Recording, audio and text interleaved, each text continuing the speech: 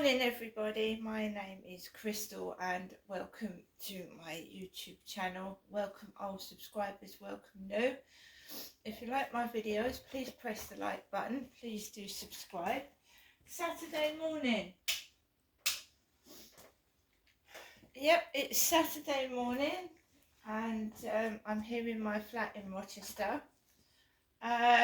It's a bit nippy, so I've put the central heating on for a moment, which is gas. This is dual energy in this property, so we've got gas and electric. So I have two pay-as-you-go meters, one for gas, one for electric. Hi everybody, hope you're having a great start to the weekend.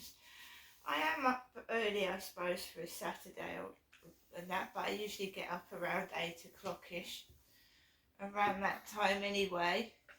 I'm feeling a bit sluggish and drained and a bit tired for the past 2 days, but I'm trying to get myself out of it, because you just wouldn't get out of bed otherwise, you just do nothing, so I'm trying to get myself out of it.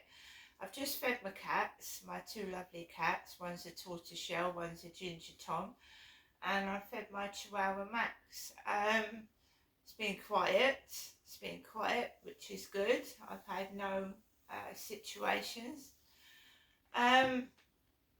So last night I didn't feel like doing any videos.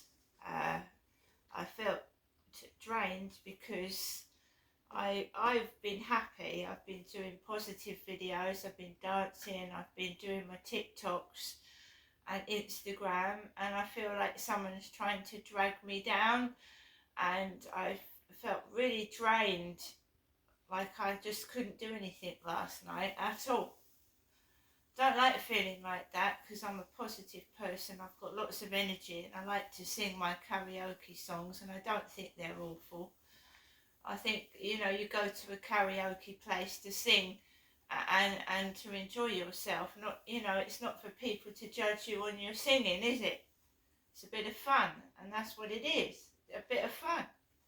Somebody is trying to stop me have some fun of any description, and it's not needed. I know I'm not the greatest singer or dancer, but I like to have some fun. I mean, I can't meet anyone, I can't go anywhere with anybody. I'm totally alone by myself most of the time, and you're trying to stop my bit of fun by myself. Come on, that's really nasty. So, you know, it's like, right, I'm not saying I'm getting on with my life. I'm a positive person. I'm a single white female. I'm not a male, and I'm not gay. I'm a straight female, and I know who and what I am, and it doesn't matter what anybody else thinks anyway. I'm tired of going on about that. Alexa, good morning. Good morning. On this date in 1968, American music star Johnny Cash played his famous set in front of around 2,000 inmates at Folsom. The live album of the gig would turn Cash's career around, selling 500,000 copies in a matter of months. Alexa, what's the time, please? Good morning, Crystal. It's 8:31 a.m. Alexa, what's the date today? It's Saturday the 13th of January. Alexa, what's the weather like?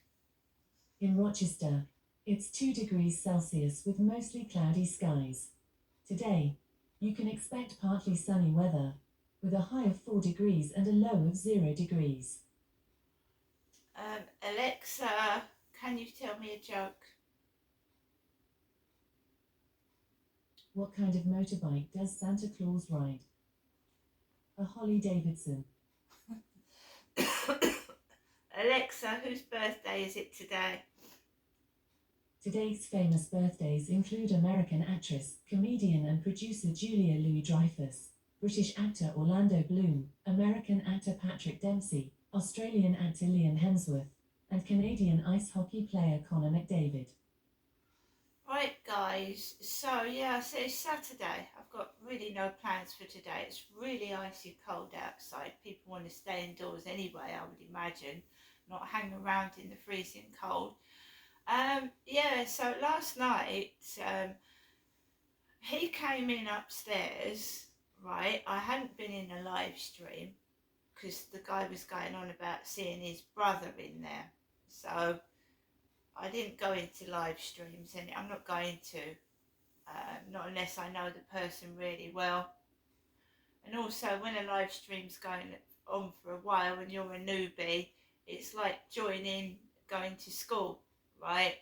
As a new person in a group, in a class that already knows each other. So that's what I felt like. So he came in later on in the afternoon. It had been very, very quiet all day, no incidents, nothing nasty, just normal. I in the afternoon I was on my phone, I was having a few snacks, I had the telly on and off, and it just gets cold. You turn the heating off, it gets cold again. And I can't afford to keep the heating on all day, so you just have to keep warm. It's just keeping warm, isn't it, really? Later on in the evening, about 10 to 7, usual time, I have to take Max out for a walk. So I took Max out for a walk. Like I said, I've been feeling drained, dizzy, not fed up. I love doing my videos. I love singing and I love, creating content. So I don't know what this is. Just coming over all dizzy and just unbelievably tired for no reason. So I went out and I went round the same place as I had done in the morning. There was a woman going around and there was other people going around there. It was incredibly quiet. I'm nothing to be frightened of. I'm a woman. I wouldn't harm anybody. I mean, there's obviously people, I would imagine, I've had it in the past where they try and copy you and they act aggressive. I don't take drugs. I don't drink. I'm not violent towards women or men. I'm just a normal woman, so trying to make out I'm some kind of nutty criminal is not going to get anybody anywhere because it's completely untrue. So I I took Max out. It was dark, it was cold. I put my new gloves on. They're fantastic, by the way, the new gloves from TikTok, lovely, fingerless gloves. Put those on, went around the Rochester Riverside, and just walked Max, and it was quiet. But I have been feeling drained and tired, and I had to be careful I didn't fall over. And it's not because I'm old, it's because I don't know why. This started yesterday morning. I was feeling drained and tired. I came back home. He was very quiet upstairs. Listened to games. Listened to YouTube videos. I watched an old video from Paula Mann. It came up on my YouTube, an old video. Paula Mann is an activist for child abuse. He was abused as a child himself, and he's been in prison and all sorts of things, because when you're abused as a child, it affects you mentally and emotionally. And some people take drugs, they drink, some people get into fights, and like many people that have been abused as a child, I can't personally form proper relationships because I don't trust people. So people like myself end up on our own. I try and fight against it, but I seem to attract the wrong kind of men and end up in same relationships where I've been abused, and I don't want that. You see, I thought going into that live stream would help me, and the guy obviously came across to me in that live stream like he was a bit jealous, like he was going down my videos and things like that, and it was obviously toxic, so I came out of there. Toxic relationships is where you fight, and in my case, usually the guy likes to take control and tell me what to do and push me around and sometimes hit me. And I don't want to get with men that are involved in drugs and alcohol, or they're bullies and fight women. I don't want to get involved with men like that. So I have to be careful, because abused people are vulnerable, and other people will take advantage of you because you are vulnerable when you've been abused, right? And other people will take advantage of that fact. Some of them, instead of helping you, well, they will take advantage of your people like us are different. I act younger than my age because I haven't had a childhood, and I wasn't allowed to have boyfriends as a teenager because my father was controlling. He abused me and he hit me. And I don't trust people, and rightly so.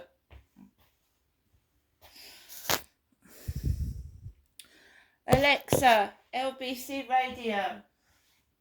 LBC London from Global Player.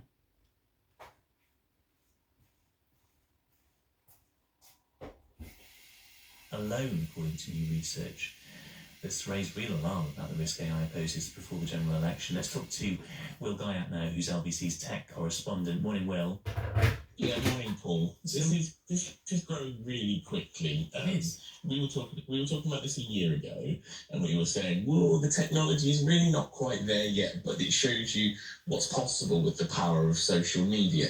In less than a year, you've got to a stage where anybody now, with the right piece of software, can manipulate the voice and the likeness of a person to do what they want. This time a year ago, most people weren't using the voice mimicking software. They were using impersonators just because it wasn't good enough. It's getting closer and closer and closer. And what's stopping people from being tricked right now is the ability of the current scammers to write a script.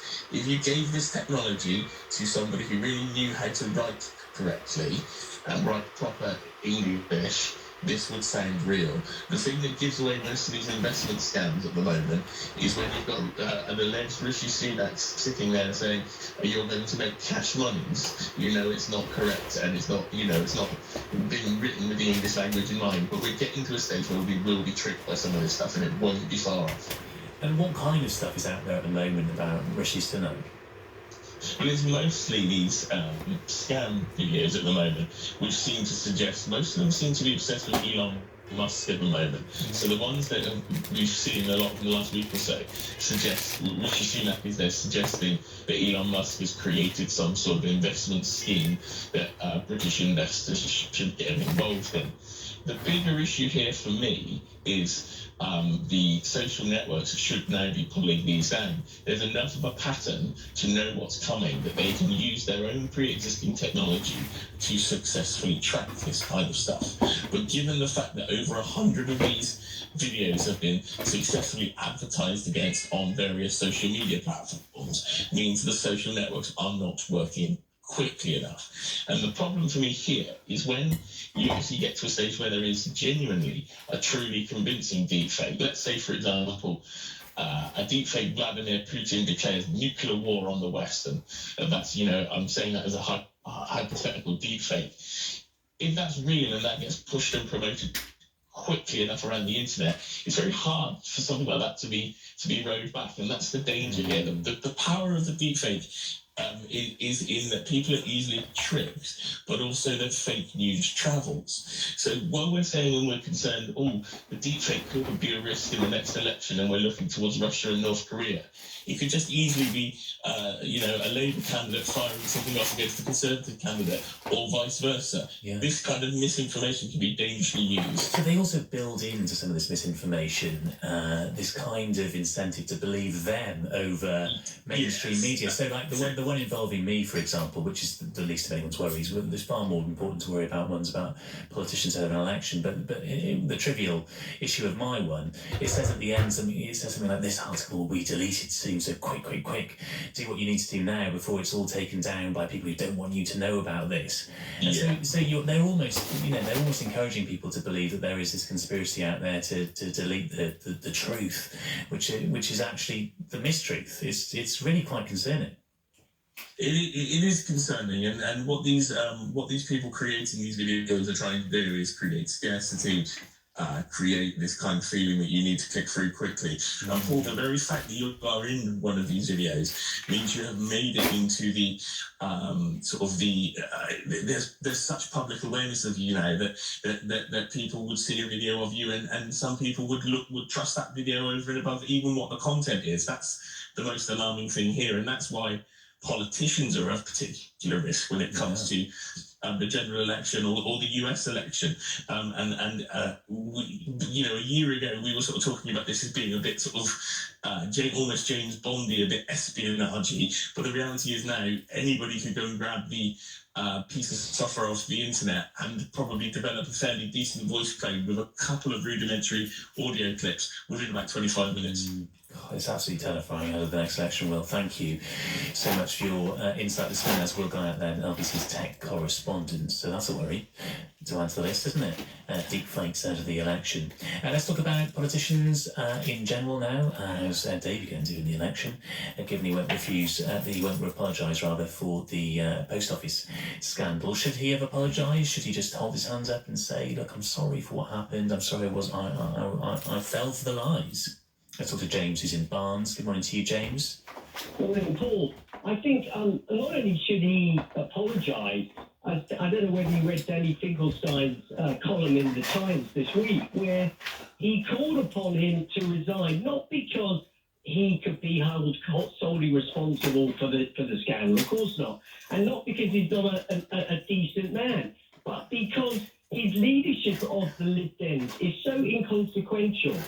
And that by resigning, he can actually do something that was consequential, in as much that he could say, listen, it's not my fault entirely, but I'm still part and parcel of this fiasco, and I'm going to do everything I can to make sure that these people get justice.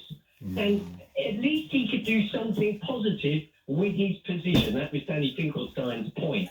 But I think the fact that he chose to ignore Alan Bates to begin with, when Alan Bates obviously had evidence that this was not just one person, this was multiple people being sued by the post office falsely, and he chose to ignore it. I don't think one needs any more than that to understand that something's going on here. Why? Why did he choose to ignore them and believe the people who were the executives of the post office? Yeah. I don't understand it. Tried to ask him that yesterday, James, and he just says that he was lied to on an industrial scale. Thank you for your call this morning. Gordon in Hampstead says, can we have a deep fake of Ed Davey apologising for Horizon, please? Better than nothing. I quite like that, Gordon, but let's not encourage deep fakes. Let's not, because Lord knows where they lead us. It's 8:45. Hey, listening to Paul Brand on LBC. Let's get the news headlines now with Jenny Barsby. The US has launched a further missile strike on Yemen, taking out a Houthi-controlled site, which it says is putting commercial ships in the Red Sea at risk. The funeral of a 7-year-old boy killed in a suspected hit-and-run in Folkestone will take place later today. And deforestation in the Amazon last year hit a 5-year low, but was still 6 times the size of New York City. It's a cloudy day for most of us with the odd shower and a high of 8 degrees. LBC Travel, I'm Joanne Webb. The Blackwall Tunnel is closed today, southbound, for the ongoing works. As a result, there are lengthy delays in the area, especially at the Rotherhithe Tunnel and at Tower Bridge. Now, elsewhere, the M1's very busy, southbound to Junction 12 at Flitwick, and that's all down to an accident. Traffic on the A13 at Stamford-le-Hope is being held eastbound, and that's all down to an accident, so that's very busy on the approach. LNER, Great Northern and Thameslink trains aren't going to and from King's Cross Station today. That's because of the engineering works. Chiltern Railway services are severely disrupted to Marylebone and Birmingham Moor Street, and that's because of the landslide. This is LBC. Hello. I'm currently out of office. An article I read recently said we're more relaxed and more productive after a good... Hi guys, how you doing? Right, I don't know what I'm doing today. I take each day as it comes. Like I said, it's Saturday. You've got to be careful in this world who you trust, because even your friends can backstab you. So I just keep to myself and keep myself safe. I hope everybody has a lovely rest of the day. See you later.